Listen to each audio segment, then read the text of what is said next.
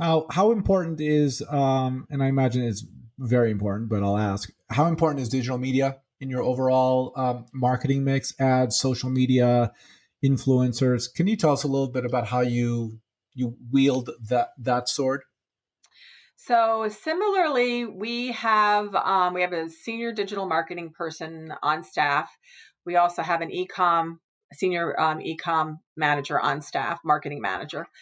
They work very closely together and obviously with me, but digital has become over the last 10 years more and more and more important. I would say that like many brands, we've shifted quite a bit of focus from some more traditional avenues to digital.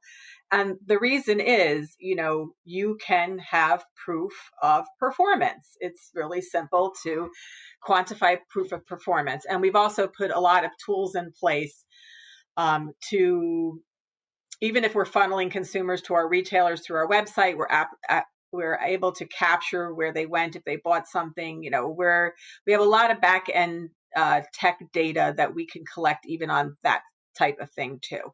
So it's become very, very important. We set benchmarks for ourselves for conversions, sales. We also have made direct to consumer a priority for the company, which we started about actually a year and a half ago. We had an outside company who would fulfill parts and replacement items for us. And we transitioned that all in house, which was a huge undertaking. And, integrated it with our website and also are managing and fulfilling all of that internally, both with customer service, email communications, and also the fulfillment end of that.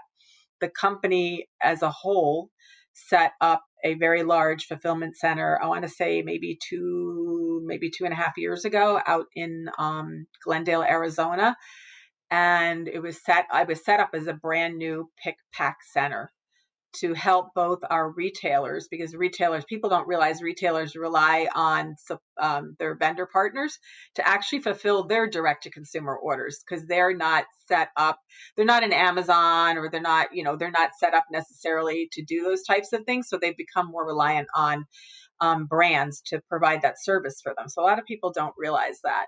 I did not Um, know that. So you're telling me it's like drop shipping, basically. I yeah, buy you're something drop through shipping. Best Buy, and you're fulfilling on it, but I bought it through Best Buy. Okay. Exactly. But on the business end of that, it's very savvy, because if you think about it, the retailer never takes possession. You don't have to ship it anywhere. There's a lot of cost you're stripping out of the system in order to do that. I mean, it's a huge benefit to both partners. And then the retailer basically sells the item, collects the item, collects the cash from the consumer, never takes possession, the order shipped out. So it's a super streamlined way to do it. It's also very complicated, super complicated for companies to execute on, because we didn't set ourselves up as a fulfillment company, right? We set ourselves up as, a large format, basically, distribution. That's our point to point distribution. But now that's not where the business is going. And if you want to stay, relevant, you have to make investments in those types of things. And our company did. So that was super smart on their behalf, but it also benefits us because secondarily, they built in a fulfillment place that we could use as our own direct to consumer fulfillment center. Thank you for listening to this episode of the LA Business Podcast. If you like what we're doing on this podcast, please consider subscribing on Apple or Google Play, leaving a 5-star review, and sharing with your friends. If you have any questions, comments, or recommendations for a guest you'd like to hear on this podcast, please email me, robert@brillmedia.co. Thank you. Have a fantastic day.